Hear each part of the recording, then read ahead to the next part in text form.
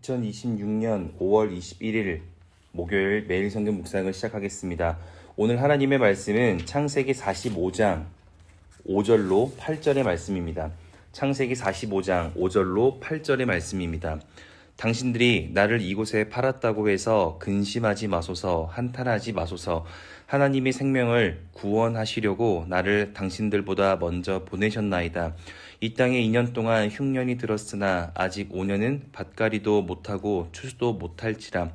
하나님이 큰 구원으로 당신들의 생명을 보존하고 당신들의 후손을 세상에 두시려고 나를 당신들보다 먼저 보내셨나니, 그런즉 나를 이리로 보낸 이는 당신들이 아니요 하나님이시라. 하나님이 나를 바로에게 아버지로 삼으시고 그 온 집의 주로 삼으시며 애굽 온 땅의 통치자로 삼으셨나이다. 아멘.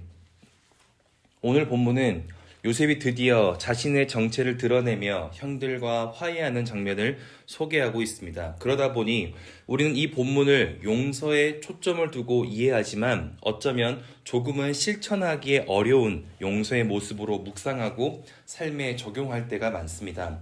무슨 말인가 하면 자신을 노예로 팔아 넘기던, 그리고 팔기 전까지도 그렇게 미워하며 가족 중에서도 불편함을 느끼며 살게 했던 형들이라 할지라도 하나님을 믿고 하나님만을 기억하며 무조건 안아주고 무조건 이해하며 무조건 용서하라는 내용의 강도 높고 수준 높은 용서를 우리는 배워왔던 것입니다. 하지만 용서는 절대 그런 개념이 아닙니다. 왜냐하면 사람은 절대 이유 없이 안아주지 않기 때문입니다. 반드시 무언가 근거가 있어야 안아줍니다. 내가 마음이 풀렸든, 내가 어떤 보상을 얻었든, 내가 어떤 이유로 인해서 용서할 만한 무언가가 생겼을 때야 용서가 가능한 것이지, 사람은 분노가 있는데 갑자기 무조건 용서하라고 한다고 해서 그렇게 마음을 먹을 수 없다는 것입니다. 그런 의미에서 그렇다면 우리가 용서할 수 있는 방법은 무엇이고 하나님은 어떤 용서를 원하실까?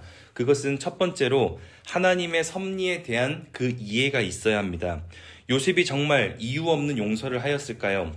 만약 요셉이 마음속에 용서할 마음이 있었다면 베냐민을 데리고 온 후에 용서할 것이 아니라 미리 자신의 모습을 드러내며 형들과 화해하고 이후에 베냐민과 아버지를 한 번에 모시고 오면 시간적으로도 상황적으로도 더 빠르고 안전하게 그렇게 살 수 있었을 것입니다. 11절의 기록처럼 현재 아버지와 아버지께 속한 모든 사람들이 어려움 중에 있는 것처럼 말입니다. 그러니 처음부터 그렇게 단번에 화해하고 용서하는 것이 옳았을 텐데 그렇지 않았다는 것이죠. 1절을 자세히 보면 요셉이 시종하는 자들 앞에서 그 정을 억제하지 못하여 소리질러 모든 사람을 자기에게서 물러가라 하고 그 형제들에게 자기를 알렸다고 기록하고 있습니다. 여기에 소리 지르며 라는 히브리어가 격한 감정으로 지르는 소리입니다. 즉 자기가 정한 시간과 기준이 되어 이때에야 용서하려고 했다는 것이 아니라 그 정을 억제하지 못하여 마음의 소리가 입으로 폭발해버렸고, 이것은 애굽의 총리로서 옳지 않은 모습이었기 때문에 그제야 애굽 사람들을 급히 다른 곳으로 물리고 그때 자기가 누구인지 제대로 드러냈다는 것입니다. 또 요셉이 단번에 그 계획적으로 이미 용서하지 못했다라는 것을 우리가 어떻게 확인하는가? 요셉이 소리를 지르고 울고 난 후에 3절을 보면 아버지는 아직 살아계시냐라고 하는 기본적인 질문 앞에서도 형들은 놀라서 어떤 말도 어떤 대답도 하지 못했다고 합니다.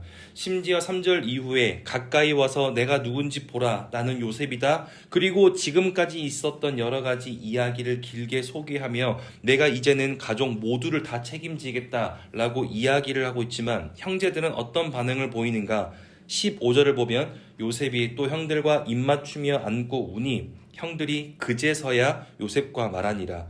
놀라서 아무 말도 하지 못하던 3절부터 15절에 이르기까지 형들은 요셉에게 아직도 다가가 말도 하지 못했습니다. 즉 아직도 요셉에게서 보여지는 모습은 나를 용서하는 동생이 아니라 여전히 애굽의 총리였고 분노하는 누군가였고 쉽게 다가갈 수 없는 어떤 사람이었던 것입니다. 그런데 요셉은 어떻게 용서할 수 있었습니까? 그렇게 분노하면서도 형들을 어떻게 가까이 오라 말하고 그들을 안아줄 수 있었던 것입니까? 5절과 7절과 8절과 9절에 하나님이 생명을 구원하시려고, 하나님이 큰 구원으로 당신들의 생명을 보존하고 당신들의 후손을 세상에 두시려고 하나님이 나를 바로에게 아버지로 삼으시고 하나님이 나를 애굽 전국의 주로 세우셨으니, 즉 하나님의 섭리를 의지하여 용서한 것입니다.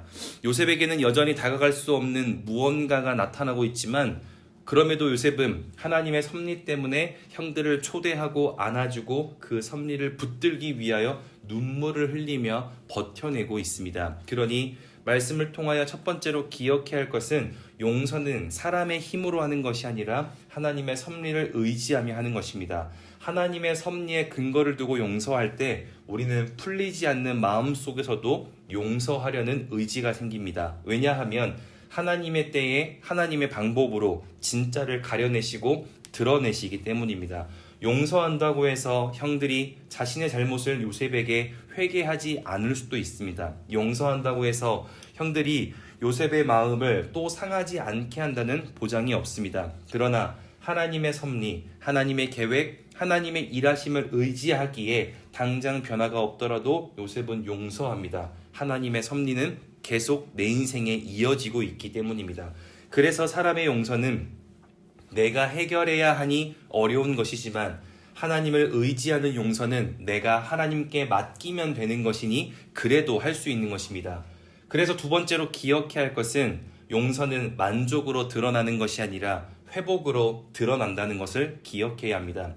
요셉은 자기가 그럼에도 형들을 이제 안아주며 용서했다고 만족했을 수 있습니다. 그러나 지금 요셉이 형들에게 보여주고 있는 것은 무엇입니까? 동생이 아니라 여전히 애굽의 총리였고 격양되어 소리 지르며 울고 있는 힘 있는 누군가였습니다. 그래서 형들은 아무 말도 하지 못하고 있습니다. 그런데 어떻게 형들이 요셉과 대화하며 요셉을 나의 동생으로 다시 받아들이고 인식하게 되었습니까? 14절과 15절에 보면 베냐민과 먼저 만나며 그렇게 목을 안고 운 후에 형들도 불러서 함께 울고 함께 목을 안고 그렇게 용서의 마음을 느끼게 하니, 그렇게 너를 용서한다는 그 모습을 눈으로 보고 경험한 후에야 형들의 두려움과 무너진 마음이 회복되어 그렇게 요셉에게 다가가 함께 말을 하고 함께 울며 형제의 관계성을 회복한 것입니다.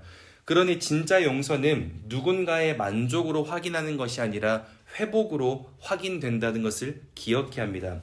그러니 우리는 말씀을 기억하며 이것을 확인해야 합니다. 나는 용서하기 힘든 사람과 상황을 내 힘으로 용서하려고 하고 있는가, 아니면 하나님께 맡기고 있는가?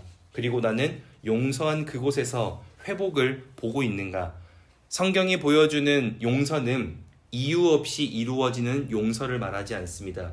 요셉도 용서할 수 있었던 것은 이유가 있었기 때문입니다. 그런데 그 이유를 자기에게서 찾고 사람에게서 찾고 상황에서 찾을 때에는 할 수 없었습니다. 왜냐하면 그 마음에 어떠한 만족도 줄 수가 없었기 때문입니다. 오히려 때리고 저주하며 똑같은 상황으로 복수할 이유만 있었습니다. 그러나 하나님께 그 이유를 찾을 때 요셉은 용서할 수 있었습니다. 하나님의 섭리가 내 인생에 있고 하나님의 계획 속에 나의 구원의 미래가 있으며 하나님의 때에 반드시 오늘의 문제 속의 진실을 우리에게 드러내신다는 믿음이 있기 때문입니다. 그래서 용서는 지금 당장 내가 만족할 수 없을 수 있습니다.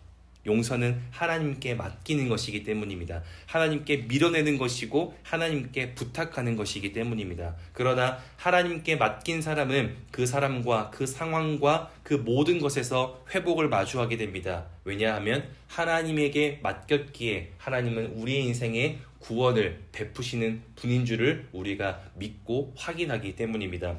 그러니 오늘 하루 용서의 문제로 고민되는 것이 있다면 하나님께 맡기시길 바랍니다. 그리고 내 마음부터, 그리고 그 상황과 그 사람에게서 회복이 있기를 기도할 수 있길 바랍니다. 사람의 힘으로는 용서할 이유를 찾기 어렵습니다. 하나님이 정직하게 마주하게 하실 그 섭리만이 우리에게 이유가 되고 그 섭리가 우리의 오늘을 더 깊은 어둠에서 일으킬 것이라 믿습니다. 그렇게 오늘 하루가 나의 만족에 집중하며 사는 날이 아니라 하나님의 일하심을 기억하며 하나님의 일하심에 모든 것을 맡겨드릴 수 있는 마음이 가벼워지는 복된 목요일 될 수 있기를 주의 이름으로 축복합니다. 기도하겠습니다. 사랑이신 아버지 하나님, 오늘도 말씀으로 결단하게 하시니 감사합니다. 우리의 삶에 용서하지 못할 상황들과 사람들과 심지어 나 스스로를 용서하지 못하는 나의 문제가 있습니다. 그러나 하나님께 나의 무거운 짐을 맡길 수 있는 은혜를 주시니 감사합니다. 나의 힘으로 용서할 수 없음을 기억하며 하나님께 모든 문제를 맡겨드리는 모든 인생들 가운데 하나님께서 회복의 은혜를 허락하여 주시고 삶의 결단들을 통하여 그렇게 함께하는 모든 자들이 기쁨의 삶으로 이어갈 수 있도록 성령께서 온전하신 것처럼 우리의 삶에 무너진 모든 것들 가운데에도 특별히 용서하지 못하는 어둠의 문제 속에서도 하나님의 온전하심을 경험케 하여 주시옵소서. 그렇게 인도하실 주님께 감사와 찬양을 올려드리며 이제는 우리 주 예수 그리스도의 은혜와 하나님의 사랑하심과 성령의 내주교통 역사하심이 하나님으로 내 삶을 해결하며 그렇게 하나님으로 내 인생의 만족을 먼저 누리며 살아가기로 결단하고 돌아가는 함께 예배하는 모든 하나님의 사람들 머리 위에 그리고 멀리 해외 군의 지방에 있는 가족들 우리 교회 환우들과 우리 교회와 복중의 생명까지 이제로부터 영원토록 함께 하옵시기를 간절히 축원하옵나이다. 아멘.